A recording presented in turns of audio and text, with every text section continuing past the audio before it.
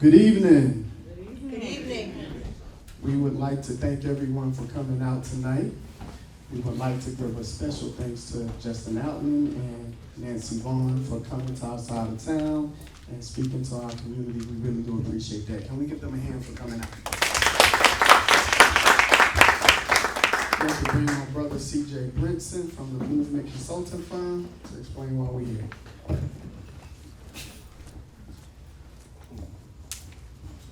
Good evening, good evening. Good evening. Come on, y'all can do better than that. Good evening. Good evening. Good to be here this evening with all of you. As Brother Gene has said, I am CJ Brinson, just a concerned citizen within our community. And we've been working closely over here for quite some time now. And the whole piece about having these forums, and particularly this forum in the community, is to make sure that those who may not typically be engaged, they get an opportunity to involve themselves in political education, to become informed about what is happening within our community, especially as it pertains to our mayoral race. So we just want to thank you all for coming out tonight. I'm sure that the candidates are going to do a really good job. They're going to do a great job of answering questions. And you all are going to have the opportunity as well to ask questions. This is a forum. I want to set some decorum. This is a forum. This typically has not been the Greensboro way to do a debate. So we do a forum and give each person that opportunity to just allow us to hear from them. So we're really excited and just want to say thank you all for coming out again. Thank you. Thank you. And now we're going to get right into things, and I'm going to introduce Ms. Drashanta Brinson. She will be our moderator this evening. She has done such a great job in our previous forums, and so we decided that we got to continue to make this thing a success, and we asked her to come out and to moderate for us again. So without further ado, would you all give Drashanta Brinson a round of applause? Hello. We meet again. Thank you for having me. As CJ said, I'm Drashanta Brinson. I will be the moderator for this forum today. I don't take this lightly. Thank you, Justin Outland and Mayor Vaughn, for trusting me with this process. Thank you, community, for trusting me with this process. It's Prestige Barber College and the Movement Consulting Firm. I do not take this lightly. My job is simply to move this process along. That means I'll be managing time. I'll be keeping us on task. And I will be doing anything that is going to help us to get these questions answered as directly as possible. I might ask you to clarify any jargon or any terminology that may not be in layman's terms, so don't be surprised if I do that. And just moving along, I'm gonna set some ground rules, because I have to. So we're gonna adhere to time, and speaking of time, you're gonna have 3 minutes to answer each question. Both of you will have an opportunity. Brother David here is very important to me because he is keeping the time with me.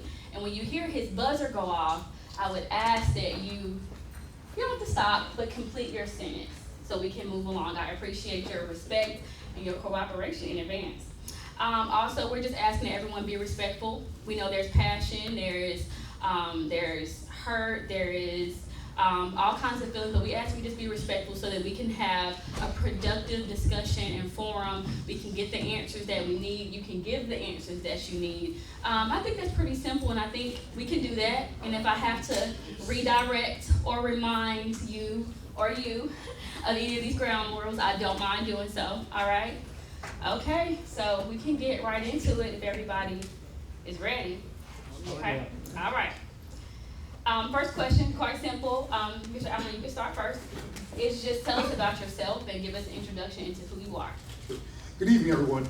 My name is Justin Allen. I'm a Greensboro City Council person representing District 3, as well as a candidate for mayor. Greensboro is at the foundation of who I am as a person in every significant way. I met my wife, Cora, as a freshman at UNC Greensboro. Our 2 kids, Clark and Clara, attended elementary school at Jones Elementary. In addition to being a member of Greensboro City Council, I practice law here in the city.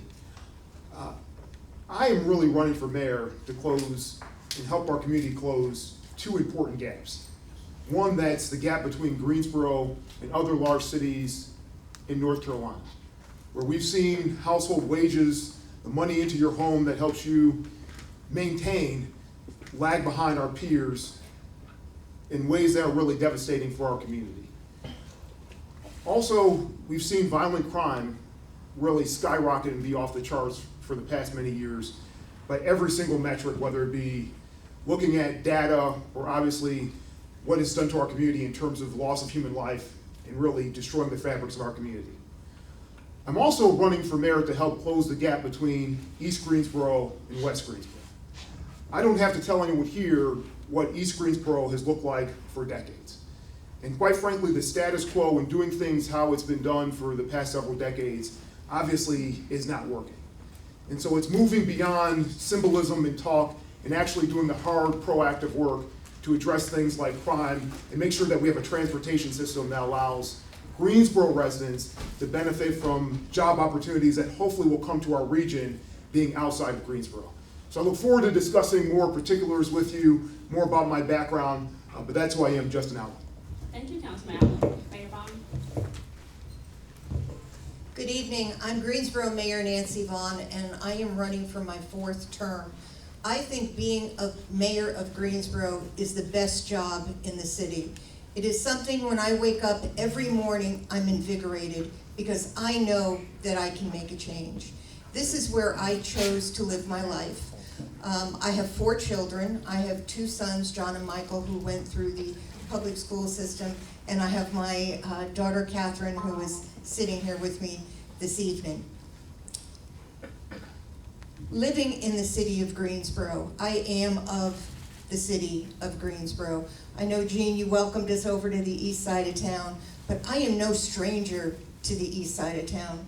Just last week, we were across the street for the Second Harvest Food Bank anniversary. And when I look at that shopping center, I know that I played a pivotal role in making sure that that shopping center was remodeled. I don't know how many of you remember what it looked like before.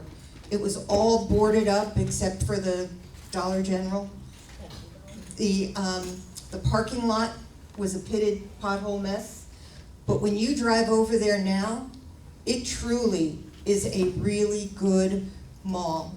It has services that are important to people in East Greensboro, and I know that that was something that I helped achieve. Jean, I've been here at the Barber College a couple of times. I was here when you did the COVID vaccinations. I'm not just coming to East Greensboro because this is an election year. I have been coming to East Greensboro for many, many years before I ran for mayor, because I know how important it is that we all succeed.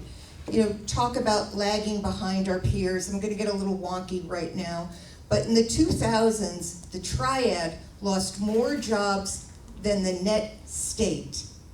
We came from behind. We are now having incredible job opportunities that we have made sure will come to the residents of Greensboro. We have looked at transportation, how we're gonna get people to the Greensboro Randolph megasite, how we're gonna get people to Publix, how we're going to get people out to the airport. Those jobs by themselves are important, but for every single job that they create, there are another 5 spin-off jobs. We know that our peers are looking at us saying, oh my gosh, what is going on in Greensboro? I hear that when I talk to legislators, that the epicenter of the state of North Carolina has moved to Greensboro, and that didn't happen overnight. I'll tell you more about that later. Thank you. Nancy Vaughn, I'll give you a chance to catch your breath because the next question is gonna be to you, okay? Mm-hmm. And Councilman Allen, you'll have a chance to answer it well, but I'm trying to, okay? All right. Describe for us your vision for the city of Greensboro, should you be elected or re-elected as the mayor of this great city. So one of the most important things that we can do is that we can raise our per capita income. We know that if more people have money in their pocket, that they have more options. They can rent better units, they can buy better houses, they can feed their families, they can get around easier. So my goal is to make sure that we can raise the wages within the city. As I said earlier, it didn't happen overnight. These really big job announcements that we've had have been in the planning for years. I was on the recruitment team that brought these companies here. And so as we were talking to them, they needed to know that we had the workforce that would be able to support their multi-million dollar investment. And one of the things that we came up with through the state is that there would be job training on these sites at no cost to the individual. That we'll work with Boom and we'll work with Toyota. They have very special qualifications that they need. We are going to go out to our community colleges and hire professors that can teach specifically to those jobs. We talked about transportation, another thing that those employers wanted to know. Besides, will we upskill our workers? Could our workers actually get there? And we have plans in place for shuttle services, park and rides, crosstown routes, so that we know not only will our workforce be skilled, but that they will be able to get there. And again, for all of those jobs, there is spin-off. But the biggest problem, we do have two big problems, public safety and housing. And over the last couple of months, we have approved over 4,000 housing units. I know that we have to work with nonprofits to make sure that we can build quicker for affordable housing throughout the entire city, not just put the burden in one particular area, and for people who can have first-time home buying opportunities. This is something that I supported very strongly in our last bond, and why I know we need to have another bond. Right now we have a $10,000 fully forgivable down payment assistance. Looking at the real estate market, I know that $10,000 isn't enough, that we're going to have to raise that to $15,000. And we're also going to have to raise the amount of money that people can make to qualify for that down payment assistance. I want to make sure that our city workers, our county workers, our teachers, that they can afford to live here. So those are the plans that I have. But not only are they plans, I've already put that in motion. Thank you. Thank you.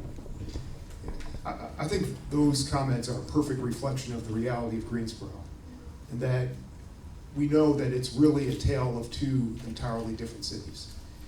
To talk about public safety, to talk about jobs in a way that would lead a person to believe that everyone has a job and everyone has a home or is on a pathway to have a home. That's not where Greensboro is right now, especially in the gap between East Greensboro and West Greensboro. And so my vision for the city of Greensboro, Nancy used the word wonky, it's a little bit wonky, but it's that we elevate substance over symbolism. That we do the right things, not simply say the right things. And for me, I have a very direct style. And it's informed by my life experience. Because for me, it's not a game, it's not politics. I'm from a working class family. My father was a bus driver. Before then, he was a garbage man. I have lost family to the criminal justice system. I have a good high school classmate that is doing 50 years in federal prison.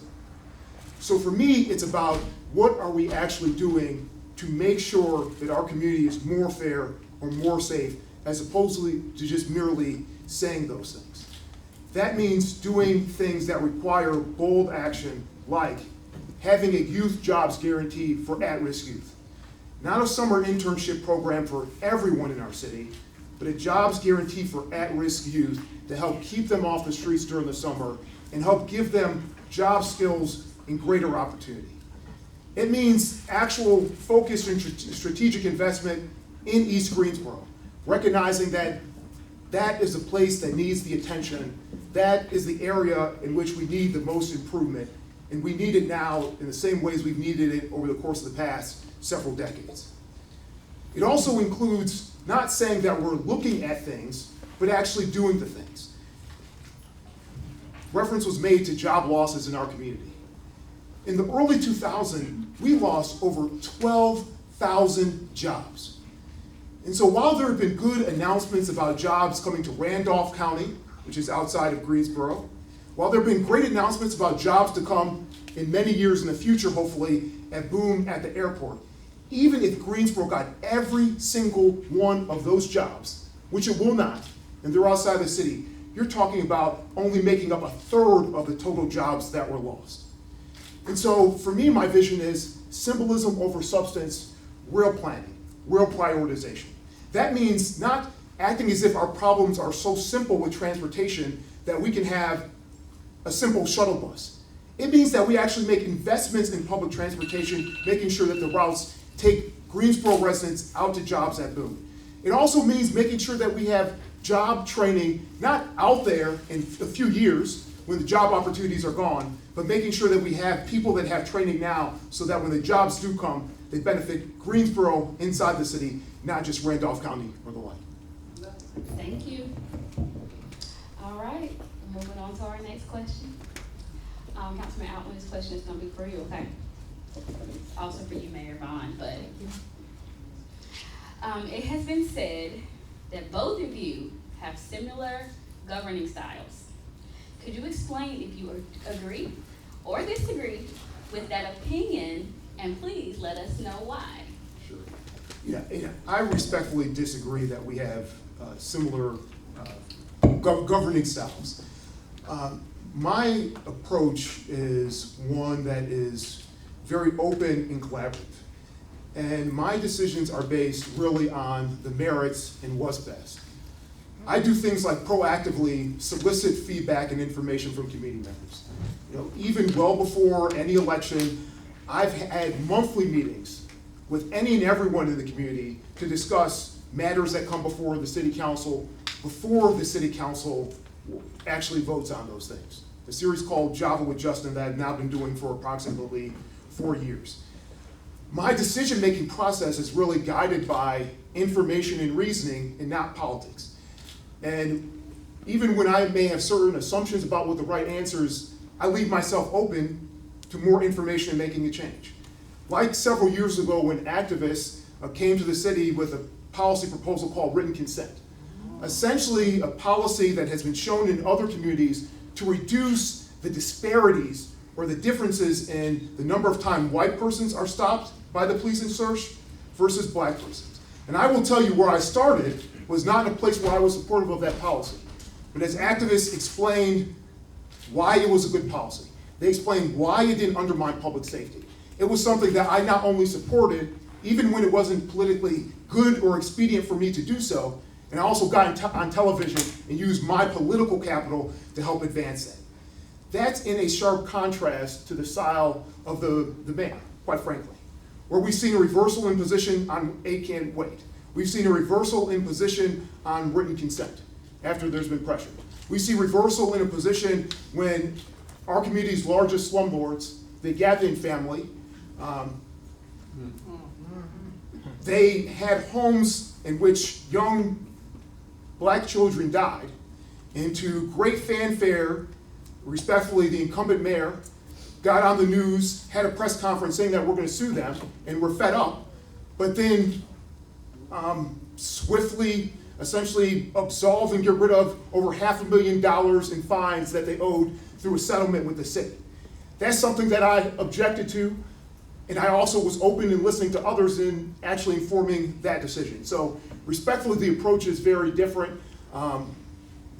It's borne out by actual votes. It's borne out by actual positions. It's borne out by actual interactions with activists and other community members.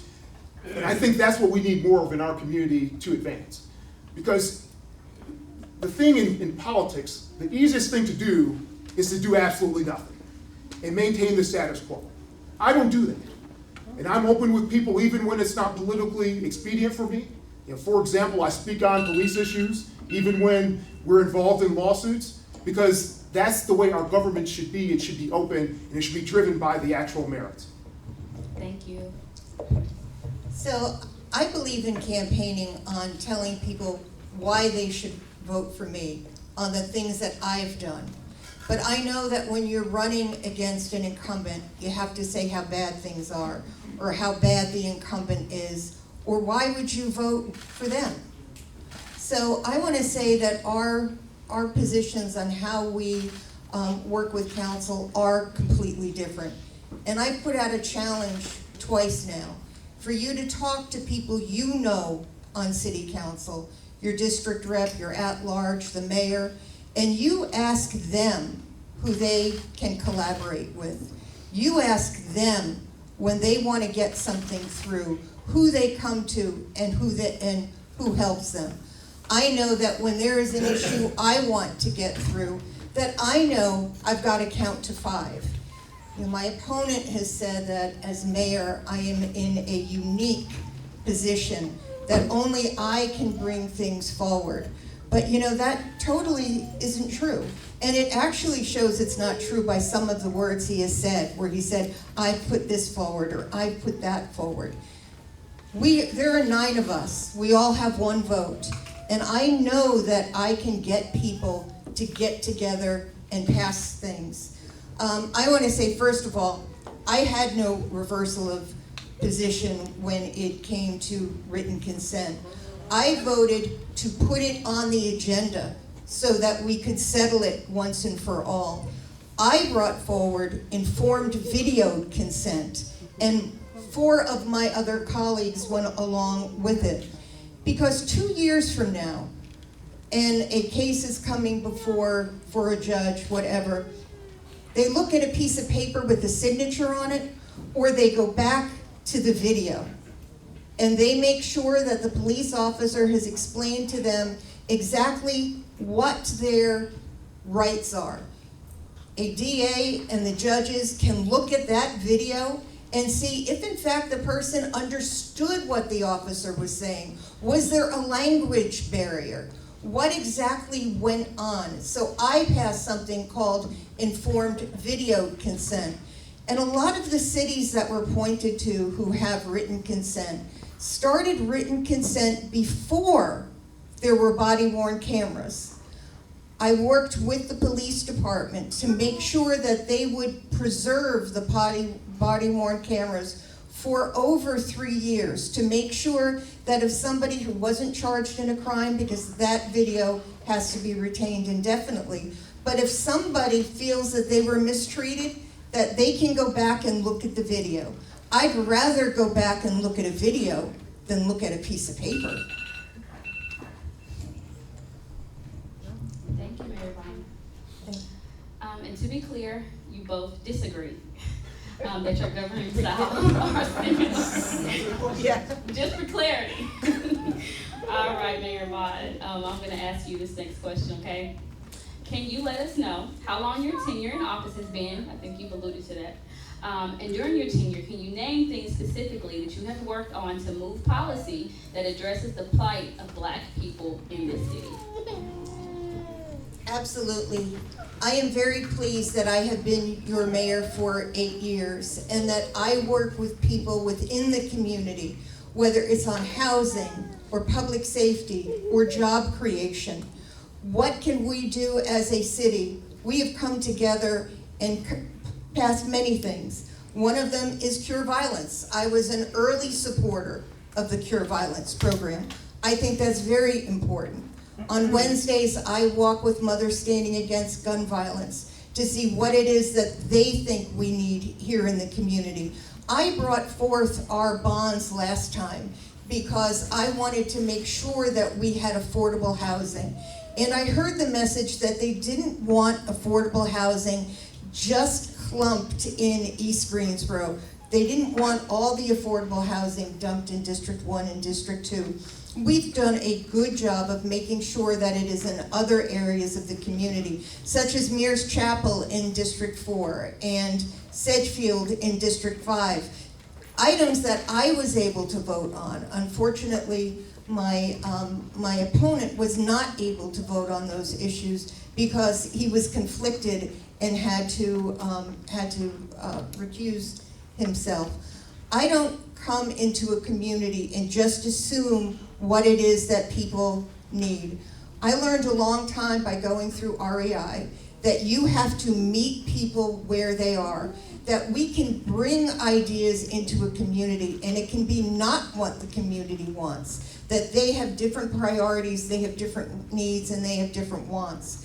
So when I look at the budget, when we used to have budget meetings and you would be in District 4 and 5, they would be talking about libraries and parks and rec, and here in Districts 1 and 2, they're talking about streets and sidewalks.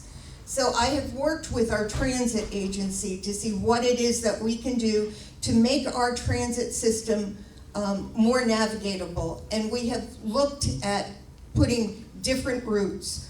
I am a very strong supporter of, on the bond, the Windsor-Chavis-NOCO, which will be completely transformative to that particular area.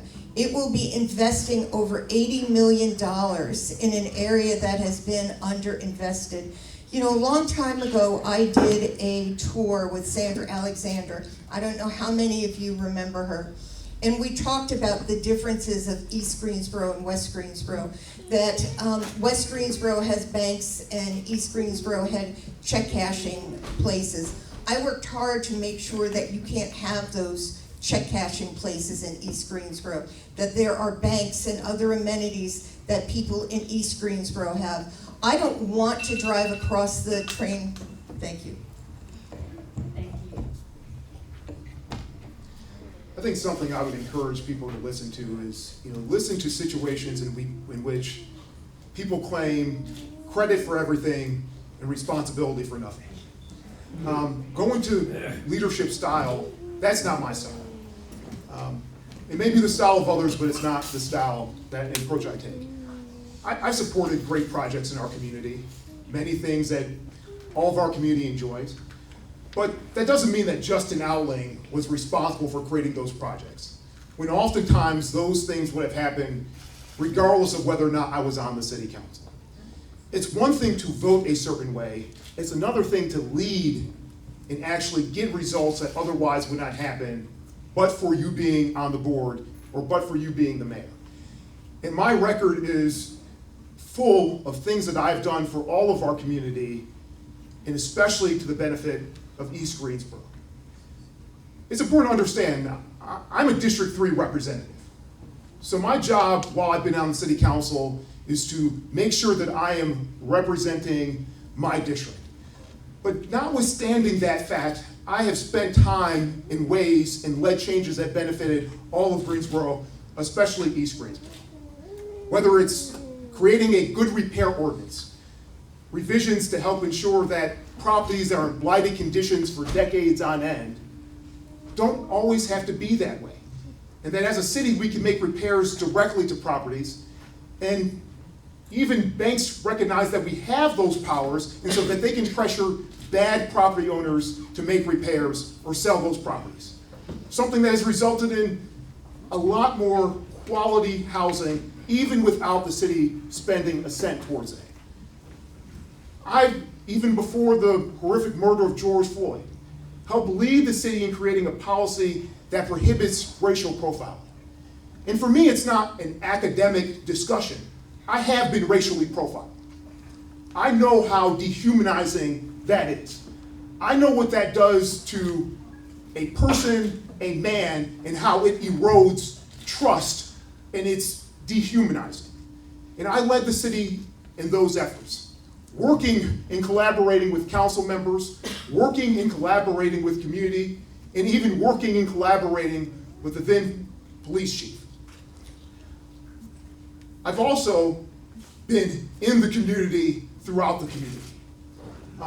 My children go to Jones Elementary across the street from Hampton Homes. I know when they have to shut down that school because of violence in the community. And to talk about our city as though it is safe, when in May, at 8 o'clock at night, there were over 40 shots fired in Hampton Homes, where kids are playing near a school, it's not good enough, and we have to do better. And we know what the status quo has gotten us. We know what we will get with more of the status quo. It's time for change. Thank you very much. All right, our next question to you, Councilman Allen. Don't get a breath, do you? As we consider the recent murder of Joseph Lopez, what practices or policies will you put in place to lessen the chance of similar occurrences happening in the city of Greensboro? So for those of you who may not know, Joseph Lopez was shot by a Greensboro police officer who has recently been indicted, which means charged with manslaughter. That's an unprecedented thing. I'm not aware of an officer being charged for manslaughter in our city's history. And across the country, it's the type of thing that doesn't really happen very often. The city released the body camera video of what happened, and it's really difficult to see. And I tell you, both as an attorney as well as a community member, I can't make heads or tails of the video. What I do know is leadership on the city council and the person who is the mayor, which is the presiding officer, which means that that position can unilaterally or by itself set the city's agenda, makes a difference. In other communities, they have done and adopted a set of reforms or policies to reduce the likelihood of police violence against community members called 8 Can't Wait. People will tell you we have done it here. We have not. You can go to 8 Can't Wait's website and see for yourself. And a demonstration of that is, on the video in which Mr. Lopez was shot, the officer did not give a warning before he fired a shot. So in our community, where we have not adopted 8 Can't Wait, that's really not an issue here. But in Charlotte, which has adopted 8 Can't Wait, that's a policy that's required. That would be a violation of their city policy and could be a basis for that officer to be fired, regardless of whether or not he was indicted for manslaughter there. The same with Winston-Salem. The same with Durham. And so, to your question, I would actually be proactive and forward-looking. Additionally, I would actually allow for there to be votes and follow through on promises, as was done by the incumbent mayor shortly after the death of George Floyd, in which she told the paper that she supported these reforms. She mentioned at a council meeting that she was pursuing codification of these reforms, neither of which have happened to date. And I know there will be a lot of kind of throwing things out there because oftentimes politicians don't depend on people to actually check the records. The Greensboro Police Department did not adopt 8 Can't Wait. For example, we do not have a requirement that a warning be provided before an officer shoots. We do not have what's called the continuum of force. That means, unlike in other cities, we don't require officers to use the least amount of force possible before using deadly force, as long as they have a reasonable belief that they're going to be harmed really bad, they can use lethal force. That's another thing we don't have in Greensboro. And so it's time to move beyond the cycle of statements, the cycle of speeches, the cycle of press releases. It's time to actually take the actions even when it's not politically expedient to do so. I'm committed to doing so. I have a record that shows that I've done so, and I would do so in leading our city as its mayor. Thank you. Mayor Vaughn. So I would like to ask for that folder, if you would bring it to me. There was a lot of talk about 8 Can't Wait and the fact that the city didn't adopt it. Well, I can tell you that that is not true. And if you go to the city's directives, you can see the 8 Can't Wait checklist. It's right there. You talked about the person, the officer who got fired because of the Joseph Lopez case and how unprecedented that was. Well, we do have a directive that requires to say that you are going to shoot. And he didn't do that, and he was fired. So I'm not exactly sure. Here is the 8 Can't Wait. And in addition to that, the police chief changed an additional 40 directives. Back in, let's see where it was, July 1st, 2021, the police chief and Nathaniel Davis, who is our assistant over public safety, wrote us all on what we were doing with 8 Can't Wait. And Also note for context, the information on the Campaign Zero page is inaccurate as it references information that was gathered before June of 2015. There is no reference related to more current updates. We have been attempting to make contact with the website, but for now have not been able to. This is something that we all got as a city council. It is completely wrong to sit up here and say that something wasn't done and that you can look at websites and see it wasn't done when we've actually had information that all of those directives were changed.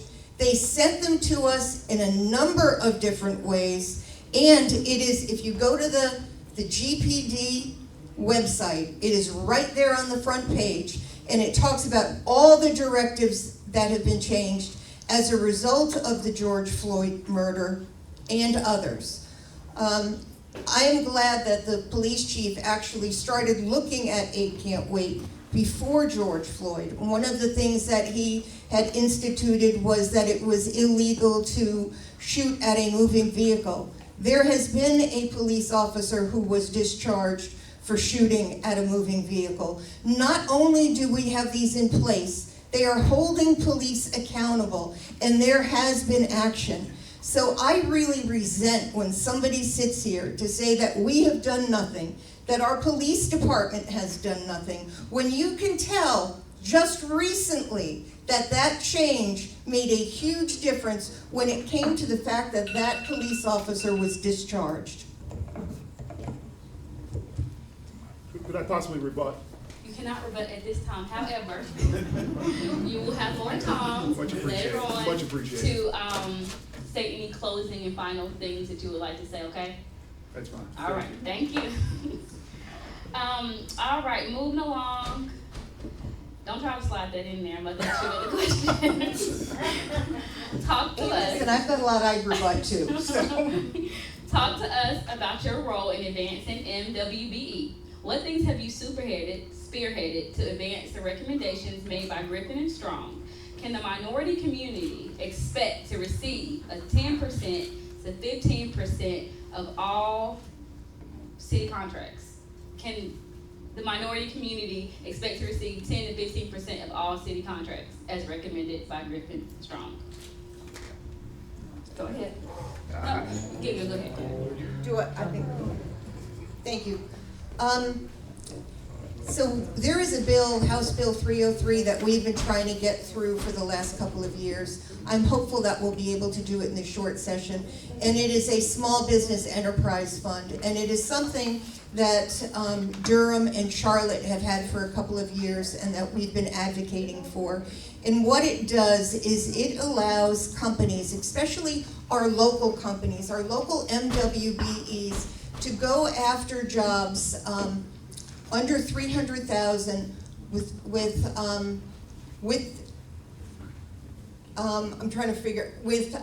companies that are small, that they're not bidding against the big guys, that this is something that will not only bring local businesses, but it'll bring local minority business forward. You know, we had an issue in our last city council meeting where we paid $1.7 million more, and the MWB subcontractors got $500,000. And I started thinking, what is it that we could do that would be different? We had to buy that $500,000 by spending an additional 1.2. I believe in growing wealth in our community. That is so important. But then I started thinking about, why can't we do something like carbon credits or offsets when people are disturbing natural areas? People are allowed to buy credits. I am going to bring to Griffin and Strong and ask them, how is it that when there is a differential, if there is a job where somebody can't find an MWBE that is available, that we can allow them to find work on different projects. It might be a private project that they have, but it will certainly broaden their look at what they can do to employ our MWBE contractors. Now, I was a little concerned the last time that we did our Griffin and Strong. We actually extended it to 27 counties. I want to see the people in Greensboro get the jobs. I'm not worried about all 27 counties. I would like to see us pull back and go back to the original 10 counties that we had. But more so than that, how can we make sure that the dollars are focused in our community? We don't necessarily want it to be for people in Winston-Salem and Durham and other communities. We want MWBE growth right here in our community. Go ahead. Thank you. You know, one of the things that, I came to understand as I had more schooling and read more was sometimes there's no substitute for actually reading. And so I encourage all of you, go to the sites that the mayor identified and read what it says. It's really easy to come up with a clever graphic that puts a check mark next to something, but the text not actually be a reform of can't wait. And I want you to actually look at those policies and look for something that says you're required to warn before you shoot.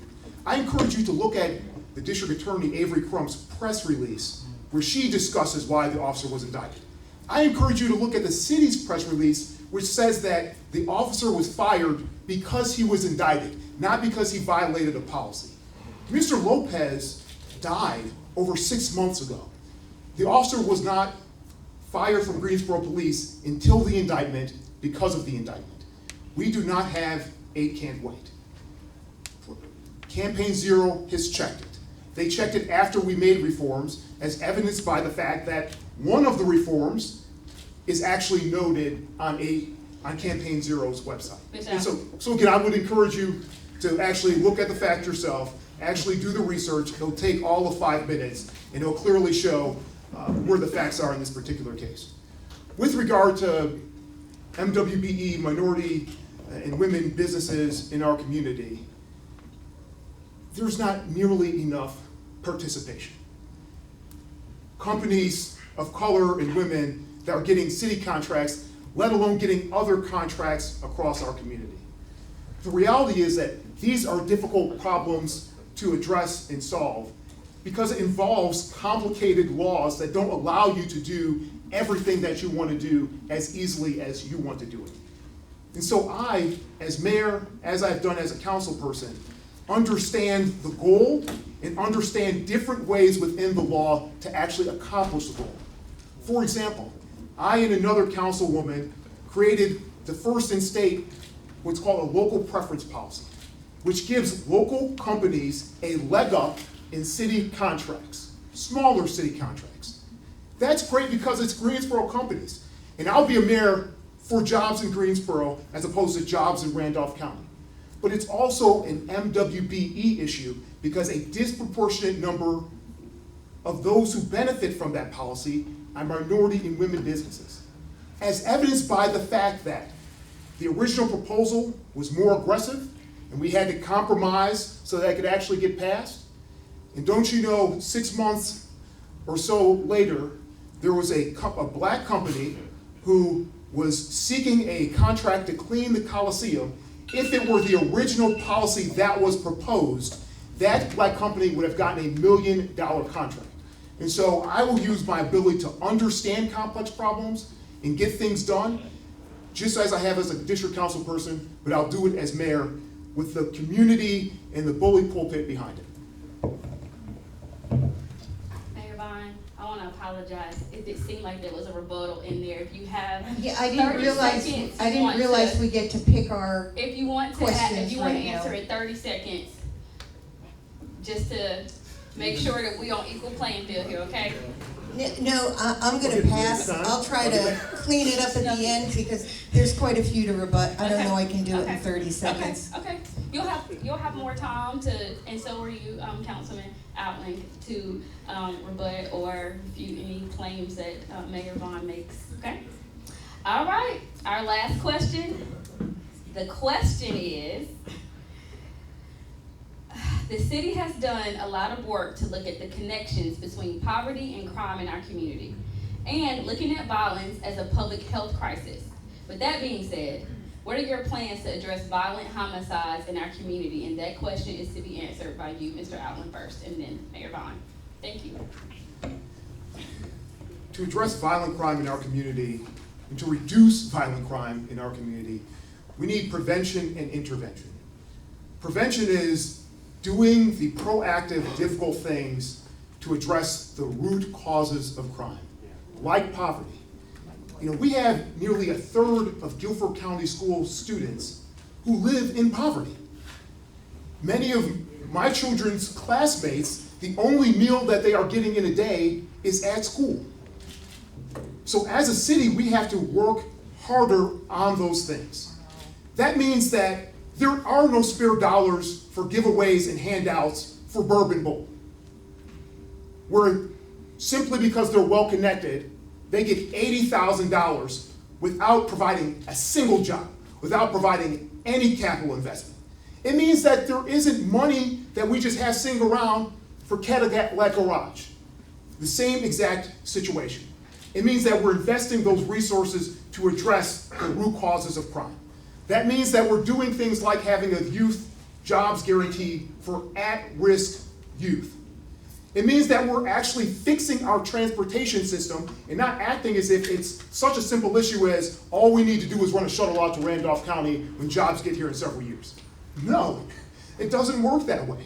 It means that we have to have bus rapid transit. It means that we actually have to have dedicated lines. It means that we must break the cycle of every single year talking about we have to move from a hub and spoke system to a system where we have crosstown routes.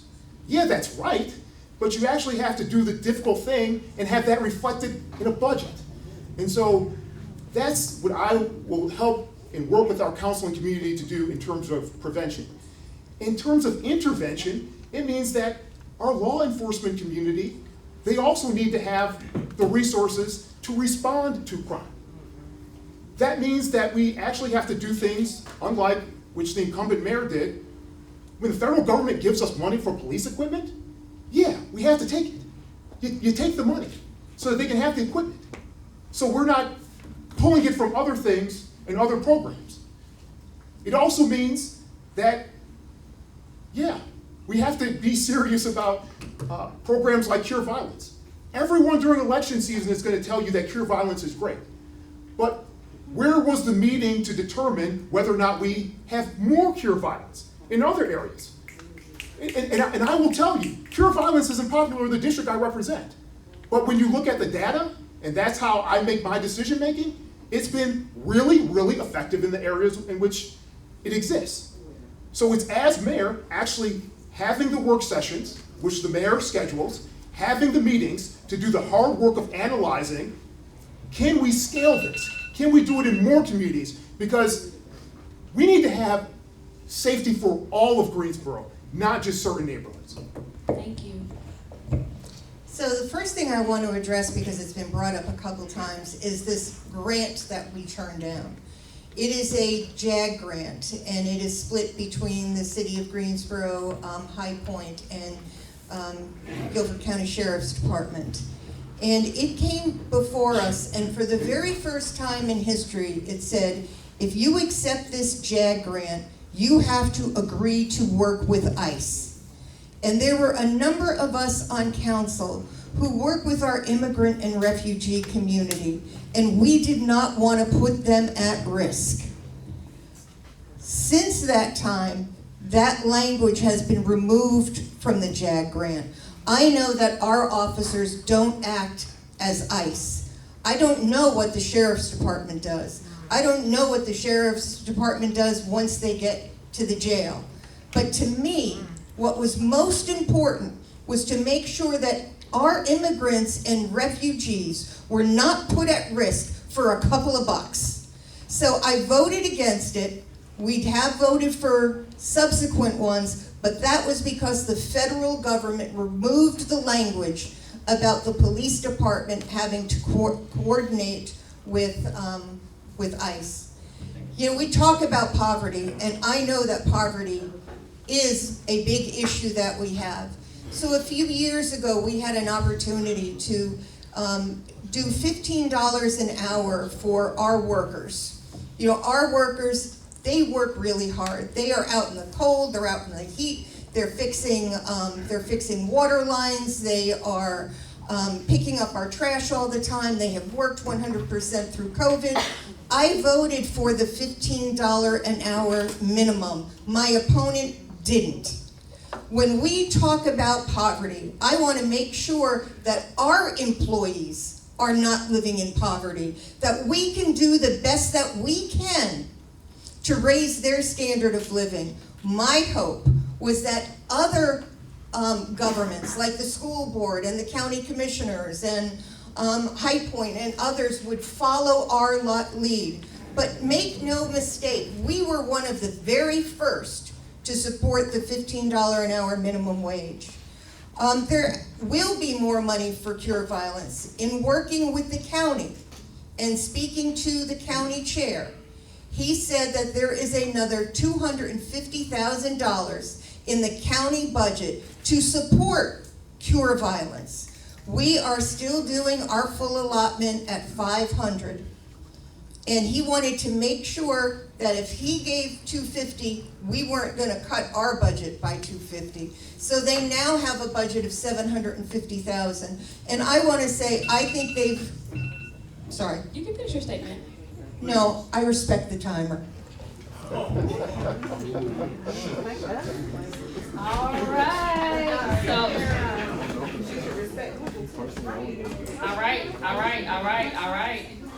all right. We are going to move on to the portion of this program that is going to let our community members ask questions. In doing so, we are going to be respectful of one another. Okay? I think that each person, we're going to allot a certain amount of time, but you can ask one question. Don't make a statement, ask a question. Okay? Thank you.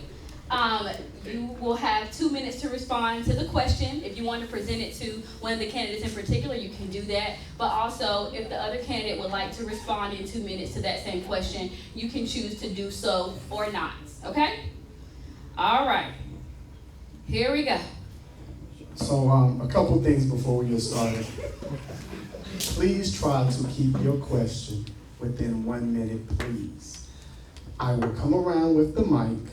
I will hold the mic so that you can speak. And so that I can put it back if I need to. We will do 2 questions from the audience here, then we will go to a Zoom question, then we'll come back and do 2 questions here, and then we'll go back to Zoom. Okay? Anyone would like to? Can you make sure that they say their name when they ask questions? If they're comfortable doing so. All right. Who do we have? Look at you. Lisa McMillan, my question is, you are an incumbent. Why hasn't there been more discussions around the infrastructure for transportation? Because number one, Route 15 running on an hourly schedule where there's a housing project and Walmart and social service is unacceptable in 2022. But if, as mayor, you don't make it a part of what's important on the agenda, the services don't get to the people who actually could be benefiting and not spending all of their life waiting on transit or out in the sun. Thank you. Thank you, Lisa. I appreciate the question. We have been looking at transit and how we can improve our routes. And we look at it by how many people are actually using those routes. And if we can change them, if we can do them with more frequency. And actually, transportation is something that we discuss on a fairly regular basis. I go to some of the transportation meetings. I think it is important to hear from the riders what the issues were.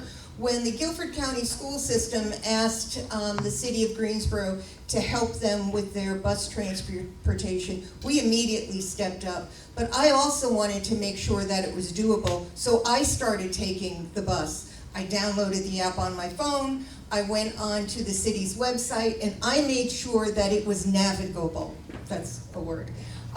From some areas of town, it is quicker. From others, we are going to have to make some changes. But transportation absolutely is a priority.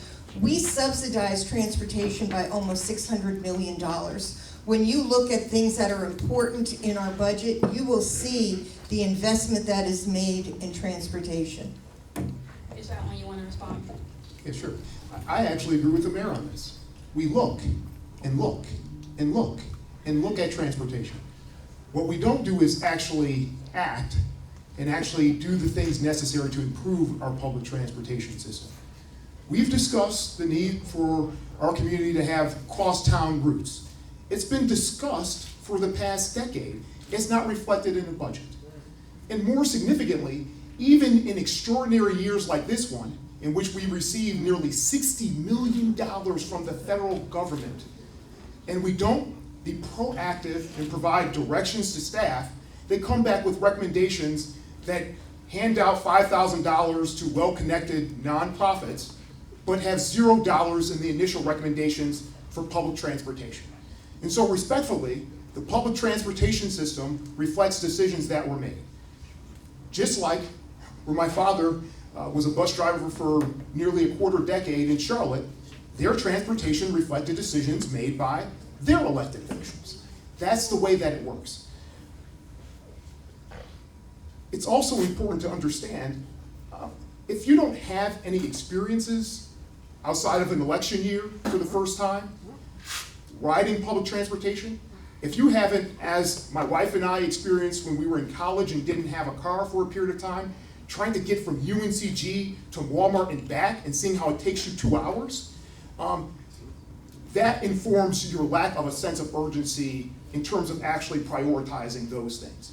So in terms of my leadership and going to a question before, my vision, my agenda, it's very simple. Radical focus on jobs and economic development, focused on youth employment, focusing on public safety, taking the resources that are available and actually reading the language and understanding when language has been in there time immemorial for those particular types of contracts. It's also prioritizing public transportation, not just because my dad was a bus driver and I like my dad and I have fond memories of my dad's career, but it's because the way that we move our community forward and make sure that the jobs in Randolph County benefit not just Randolph County, but people in Greensboro that need access to them for them to be a success. Thank you. Next question. My name is Rathel Daly. I see the moderator looking, but I'm gonna keep it short. Okay. I'm bad at this, but I just got a question for both of you. I actually work with at-risk youth, and we try to work on prevention. I'm sorry, you said you work with? At-risk youth, but we try to work on prevention so nothing actually happens. I actually got a kid here with me today who was in some trouble 2 years ago, trying to do the right thing, but he had a question for me last week. He said, how do I get better now that I'm home and a crack house is across the street and they dealing drugs over here? And then you put me in a summer camp with the probation officer way across town and I gotta figure out how to get to that's feeding me hot dogs all day. So we actually get ready to leave and go to the grocery store and get some food for lunch. But what do you tell this child then? How's it gonna get better? Mayor Vaughn, you can go second. Thank you. And thank you very much for your question. And I know how important it is that we want our children to be safe and we want them to have hope. Children without hope, it's a deadly thing because then they look for things in other areas. So when we got that $60 million of money from the federal government, which I would like to say that as chair of the Metro Mayors Organization, I worked very hard to make sure that there was direct funding to cities. There hadn't been in the past in the ARP funds. One of the things that I first brought up was that we need to lift up organizations in our community, especially Black and brown organizations who have been doing the work all the time, but they don't qualify for United Way loans or they don't qualify for chamber loans. That we had an absolute once-in-a-lifetime opportunity. I will tell you that I sat down and I called 30 organizations and encouraged them to apply for funding. Some of that funding is still pending. We also worked with Piedmont Business Capital to give them $2.5 million so they could do smaller grants and loans. You know, when Mr. Outling talks about that we are giving money to well-connected nonprofits, the nonprofit that he has been alluding to is Sanctuary House, because they needed to put new windows in their building, a house that was built in 1902. If anybody knows Sanctuary House and the work that they do, you would know that the money that they asked for was desperately needed. I support putting money into organizations at the local level who have been working out of their trunks, who have been working off of their living room tables. You know, when I brought it up, Mr. Outling actually said that you can't put funding towards a particular race, that would be illegal. Thank you, Mr. Allen. Yeah, I said it because it's right, and that's in fact the truth. And part of getting things done is actually understanding the ways that things work so that you can accomplish a task. And to be clear, Sanctuary House, other organizations do a good job in what they do. Heck, my mother runs an organization that does the same thing as Sanctuary House in Charlotte. I believe in its mission. But to suggest that for Sanctuary House, or quite frankly, most other organizations that were lucky enough to get a call from the mayor and encouraged to apply for these funds, that $5,000 to fix their windows is more important than public transportation, I think that reflects a lack of good prioritization, and I think it's a further reflection of the existence of the status quo and what you'll get with 4 more years if you elect the incumbent mayor. My approach is different. It's actually prioritizing the important things and focusing on those things to move our community forward. The same way that Durham, with an exceptional mayor, was able to move that community forward. Once the murder capital of North Carolina, once a community in which young persons did not want to go, stay, or live, and now it's knocking the socks off of Greensboro, having 4 times as much population growth, and quite frankly, with that growth, their community members paying significantly less in taxes for a lot more services. And so my approach is decidedly different. So what I'll say to you is the same thing that I'll say to the youth that you're working with. We can do better, and I hope you engage and encourage and pay attention to the decisions that people are making. We have an internship program effectively with the police department that city council members tell you that they love, but it's not focused on at-risk youth. We've heard from other council members about kids from Oak Ridge and effectively the suburbs outside of Greensboro getting those particular jobs. We also know that the city gave it a budget of 0 the other year. How are you going to say you prioritize something, you love it, with a budget of 0? And even more recently, the budget was $50,000, where you can't even hire a staff person on a complete city salary at $50,000. But we also see the gap widening between us and our peers, as we see Winston-Salem adopting the program that I have been describing for 2 years to help reduce violent crime in their community, working with at-risk youth. And so I would encourage you, others, those persons to make their voices be known, pay attention to the votes and positions that council members are taking, and vote on July 26th with early voting on July 7th, hopefully for me as mayor. Thank you. Next question. Hi, my name is Sandra Isley, and it might seem like a lot of questions, but it comes down to one. Okay. I hear them talking a good game, but I want to know when they're going to stop running games. You usher the poor out here, but you do nothing about the poor. You build on top of the poor. When you going to stop doing that? I mean, what we have gotten from you all, we could have gotten with the Republican Party. Because all we have gotten under your leadership is that the richer have gotten richer and the poor has gotten poor. We need to see you all put your words to work and change our living arrangement. That's my question. You talk about what you're going to do in the future. There is no future if you don't work on the present. Amen. So don't talk about the jobs in the future. Bring the jobs here today. Now tell me what you're going to do differently tomorrow, not 10 years from now. Okay, Mr. Outline, you want to start with that? Do you need clarity on the question, or do you understand the question? I understand. Ms. Isley, I agree with you completely, and that's why I'm running for mayor. Quite frankly, I likely could serve in my district council seat for a long, long time because that's the way that incumbency works. But I'm running for mayor because I'm frustrated at the lack of change and the non-existence of progress in our community. And while I have voted against things like giving well-developed, well-connected developers money at the expense of community, it quite frankly is not enough. And the opportunity to effect more change lies in the position that's the presiding officer of the council, which means that in addition to 5 council members being able to put something on the agenda, the mayor can independently put something on the agenda, as well as the reality that the mayor's position gets the most attention, so that when our community needs change, if you have a visionary mayor that's focused on action, you can help move that change through that bully pulpit. So I would encourage you to go to my website, voteoutlink.com. In contrast to others, there's an actual page that lists accomplishments and has actual citations, and you'll see a record there that reflects equity, fairness, and a real focus on jobs and public safety.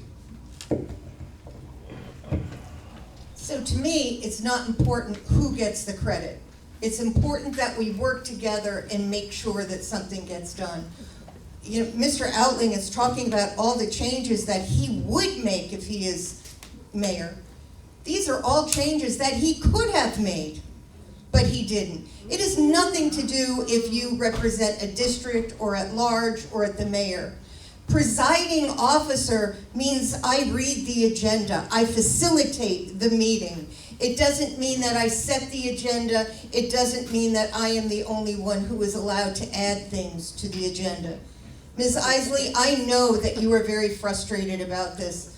I read it on your Facebook page. I see it in your face. I saw you, I don't know, I guess it was last year when we were walking the neighborhoods. I know that we need to make more investment throughout our entire city, which is one reason why that Parks and Recreation program is so important. Ms. Isley, you've talked about how important it is to have good parks and recreation facilities in communities. Well, on our bond, there is an $80 million Parks and Recreation community building for East Greensboro. You know, this 500 job initiative is something that was born out of talking about public safety. The police chief and I were in a room with others of his staff, and we brought all of community leaders. We brought leaders in from neighborhoods, and we brought in business community. And we said, what can we do to affect an immediate change? And that is how the 500 Jobs Initiative was born. Quite frankly, I'm not sure what kids from Oak Ridge was there. I think that is an urban legend. I went to all of the job fairs, and I could see the kids. I spoke to them, I spoke to their parents. They were from our city, and primarily East Greensboro. Thank you.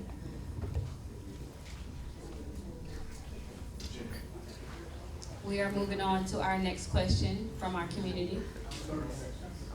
That's messed up, Wayne. Stop right on time, y'all. I'm gonna, see, and you gonna cut right on me, okay, all right. They can hear you. You can talk loud. Okay, come on. I guess y'all can, so, and I'll do my best to lift my voice, so y'all know I'm quiet. I came here today because I wanted to get a deeper understanding as to why people voted the way that they voted, especially on policing. As a GC Jack member, we have barely made it on the agenda, nor are we invited. We ain't seen a case in about a year and a half, and what I'm hearing by saying we have 8 can't wait, when I know that is a lie, because I got an MBA and pull receipts before we even do all of this, okay? It's like I'm sitting here, and while I listen, how do I say this? While I listen to all of this, I want to know, one, why did you change your vote, Nancy, after talking to Greensboro Rising, saying you would support it, and then going back and saying that you gotta have a body cam? The police department keeps body cam footage for like 3 years anyway. So that in effect was no real change to the policy, and you can shake your head, Nancy, but I helped write it. And your one question is? And drop the credentials on the fact why you come up here and say that. What is your one question, Kay? Why did you change your vote on written consent, and why has the council been silent as PCRB members have called to say that the police department was not turning in cases, and your city manager, Chuck, who can slide in my DMs to talk junk because he got out. All right. So I spoke to Tom Phillips. He reached out to me. He said there was trouble getting some cases before GC Jack, that you were waiting on body worn camera. I reached out to Letitia to see if we could get those expedited. Certainly you don't know what you don't know. At least Tom Phillips picks up the phone and calls me when he's having, well, I don't know what you talked to Justin about. I know that you support his campaign. As far as changing my vote, I did not change my vote. And I said that I voted to put it on the agenda because I thought it was important. It had been talked about and talked about and talked about. So it was a time that we were going to have to make a decision. I made a very hard decision. I think it was the right one. My council members went along with it. They were not holding body-worn cameras. They were keeping them for 90 days. They are now, unless they were involved in charges, now they are keeping them for a minimum of 3 years. If a charge happens, they keep those body-worn cameras indefinitely. Mr. Allen, would you like to respond? Yeah. Kay apparently does have credentials because she is right. I mean, as you would suspect, when there's body-worn camera video, the police retain the video. A good example of this is what happened with Officer Lopez. And so there was a real ruse done at the city council because they didn't want to make it seem like they completely ignored written consent. So they passed something really symbolic so that, for example, during election time, they could say, oh, this is about how you document what happened on camera. No. Written consent is about reducing disparities in stops and searches based on race. And the data has shown that when you require that the request for consent be in writing, disparities dissipate. Right. It wasn't me who came up with that. It was the activists who actually showed the data, including what happened in Durham on this subject. And the political reality of what happened was there was support for 8 Can't Wait to pass. And then the Police Officers Association publicly came out against the policy, and you saw several council members reverse their position. Oh, yeah. That's what happened. It wasn't the logic, because the logic was sound. And again, I'm transparent. I didn't start off supporting it. But the logic was sound, the law was sound, politics got in the way, as it often does. Thank you. We have another question from our community. Hi, good evening. So this question is for you, Mayor Vaughn, because you're the incumbent. So too often we see white progressive allyship in the form of charity or benevolence to Black and brown communities. So in East Greensboro, District 1 and 2, which are predominantly Black or marginalized communities, outside of giving money from the budget and supporting through showing up or whatever else has come through budget, right? Every single term that you've been here, which I guess is 3 terms at this point. Outside of those acts of giving to charity or investing in community-based service organizations, what have you done that's substantive, that's changed and given us real equity in Districts 1 and 2? And what have you done to really give us access at the table and not just giving out charity to make yourself feel better or make it look like you're an ally to us? What's changed in 3 terms? Thank you. So I think it is important that I have actually spent time in East Greensboro and spoken to many neighborhood groups to find out exactly what it is that they need. Not necessarily what I think somebody needs, but to listen to what those issues are and how they think they could be fixed. And I've worked with that. Just for instance, 2 weeks ago, St. Philip's AME, they have a great community garden. I was out talking with Pastor Caldwell, and there was an issue with irrigation, that in order for them to get the the farming done, they had to bring one hose from the church. So I immediately went and called Water Resources and spoke to our city manager. What can we do, not only for this community garden, but other community gardens as a city? How can we provide water? How can we make sure that all of these great gardens throughout the city, but especially in East Greensboro, can we make it easier? But these things that I come up with, I don't come into a community and say, you need this, you need that. I listen to what it is that they say they need, and then I become the facilitator to make it happen. I'll tell you, every council person spends time in community. Especially since, I've gotten the opportunity to run for mayor and received even more invitations was the case before. I've spent time, not with a group, but just independently with one other person, going door to door in much of East Greensboro, including in housing communities. But it's important to understand that will never be enough. You can't walk your way to structural change, to fairness and equity. What we need is actual action. So while it's terrific to provide a church a water hose, it will take us forever to provide all the water hoses we need in our community. That's why there has to be structural change with real vision. That's why there has to be prioritization that says no to Bourbon Bowl, yes to public transportation, moving buses from our community to Randolph County, so we don't have donut hole prosperity where the inner city of Greensboro is lacking in opportunity and wealth, while Randolph County, Forsyth, and other communities are swimming in assets. It takes more than simply walking, it takes actually doing. If walking was sufficient, our community would look very different than it does now.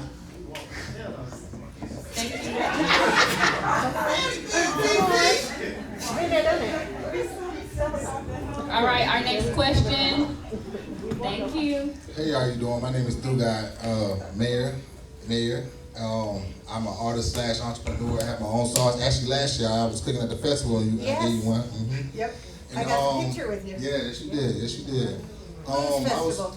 It was amazing, wasn't it? Yep. I was trying to figure out the funding for like small businesses for like what I have going on with the sauce. Like I noticed there's not really much funding out here for that and help. So I would love like more information on that.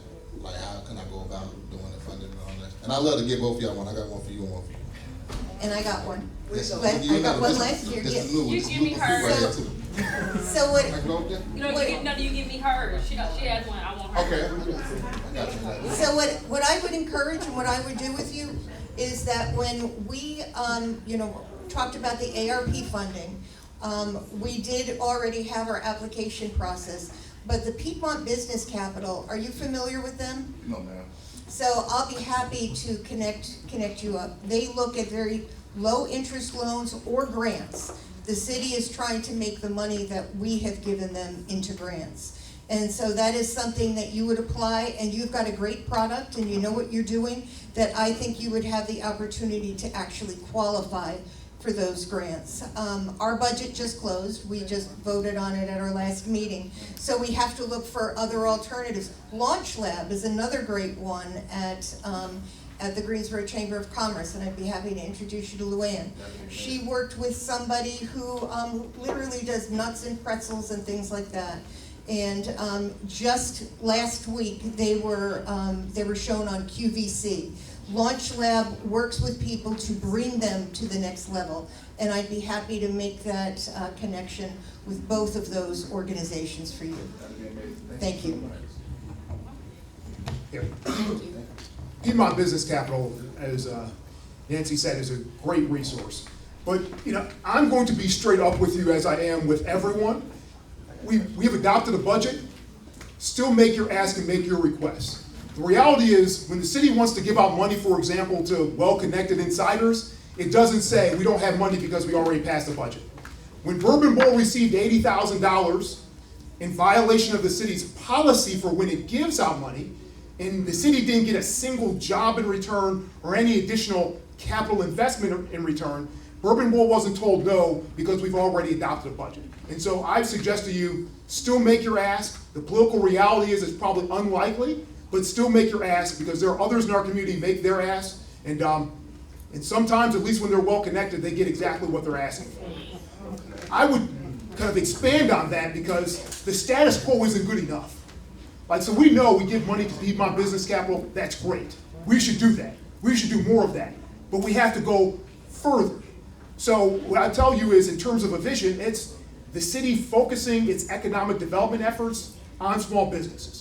Meaning we use our resources to do things like provide incubator space and other space to help you grow your business at Nussbaum and elsewhere.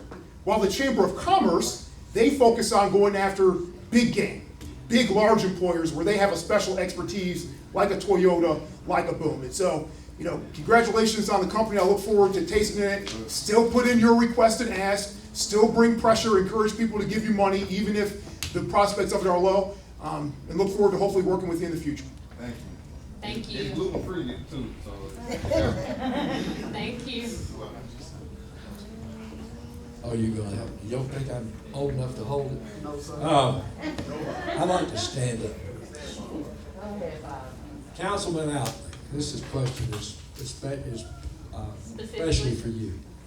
We've had one encounter where we've had a part of a conversation. That was at a cluster meeting, which included the G58 Greensboro precinct that I was chair of. And I asked you what your position was on the Smith homicide. You said, and I quote, "I've seen the tapes and the police did nothing wrong." You recall that conversation?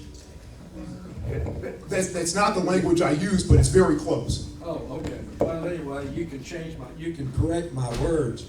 But the question I have is, you have been talking about support, about police support, and I'm not sure exactly what the phrase you used, but to support law enforcement. And what I'm concerned, and I'd like you to tell us, these folks and me, what does that mean in detail? Are you going to be accepting gifts of armored vehicles? Are you going to, what do you mean when you say you want to improve the structure? Improving the structure means you make decisions based on actual merit. If the police need more resources because their response times are scary, it takes them so long to get to people in our community, it's a real threat to their safety, they get more resources. If there ever becomes a day in which they already have enough resources, you move resources elsewhere. But I want to be really clear, because this goes to a question that was asked previously about style. I answer every question that's asked of me. I don't say I'm not going to talk about Marcus Dion Smith because we're in a lawsuit.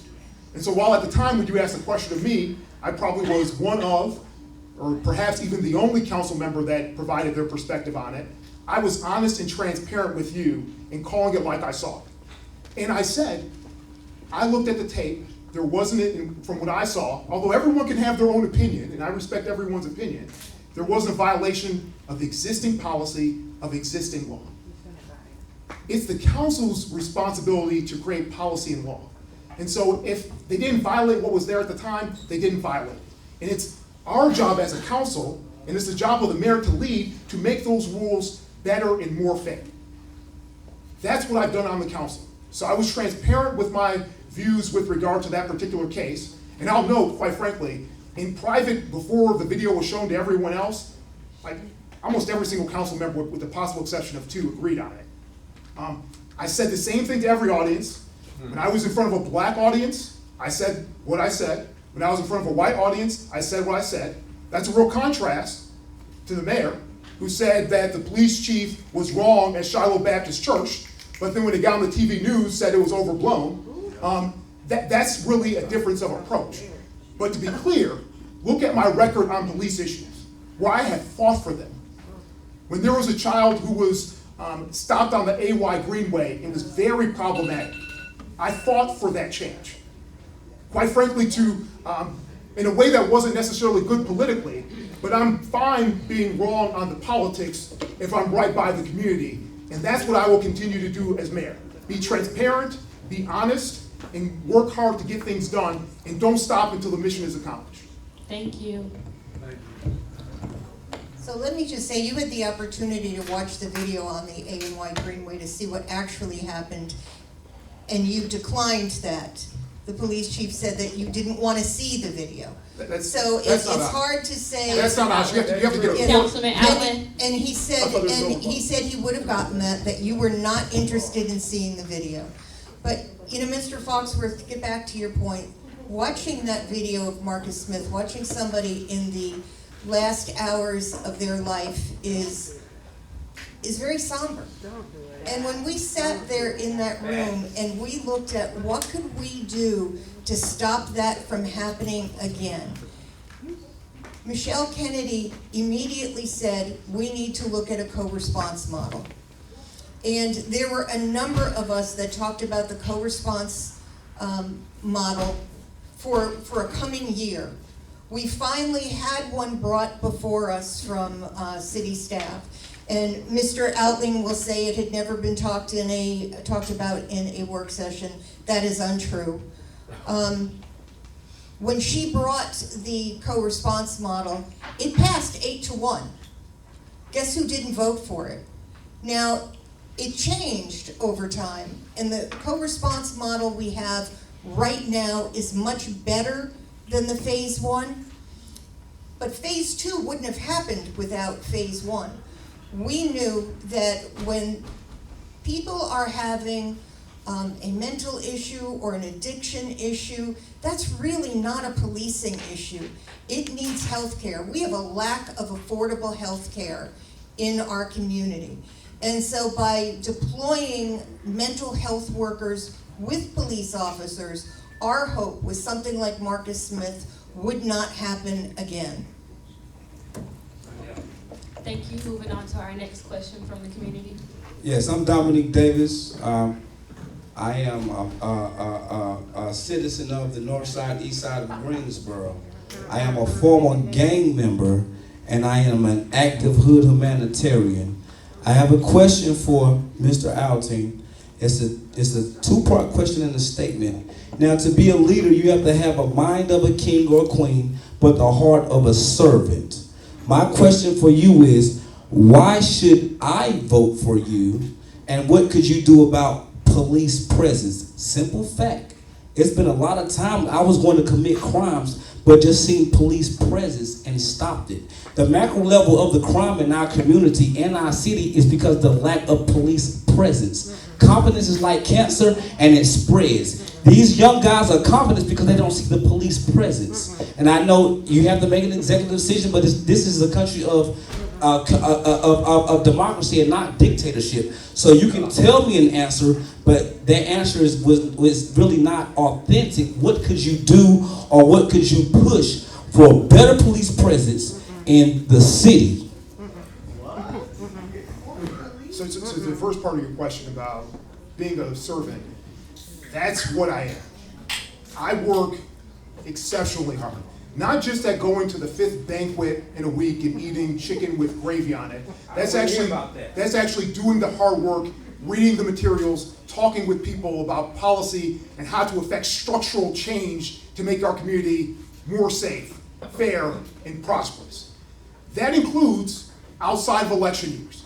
So when others in the middle of a pandemic, in the middle of a racial awakening for many in our community, like the mayor, goes on vacation, and not only goes on vacation, but broadcasts it on Facebook with emojis, with a Mai Tai sign. I'm not talking about her, I'm talking about what you can do. And it goes to where I was at. It was like I was actually here in community working on those issues, including with businesses who were devastated during that period. In terms of police presence, it's to the points that I've discussed previously. The police need more resources so that they can be more proactive and more present. That's just based on the actual data reflected through the response times. And so it's providing leadership like I did 2 springs ago in terms of increasing police pay so that there can be more officers here, backfilling our 100+ vacancy in the Greensboro Police Department so that they can be more proactive and actually be in community policing.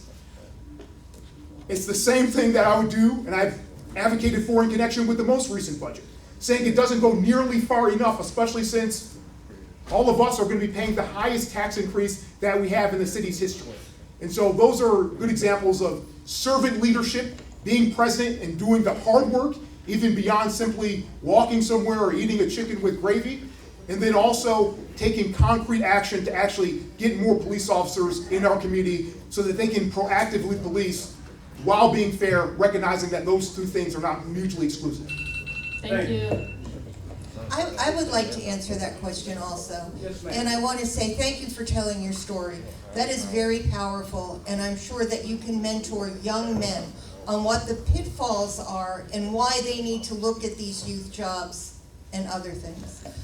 When you talk about being a servant, I dedicate 100% of my time to being the mayor of Greensboro. And you do. Mayor is considered a part-time job, but I'll tell you, this is my only job.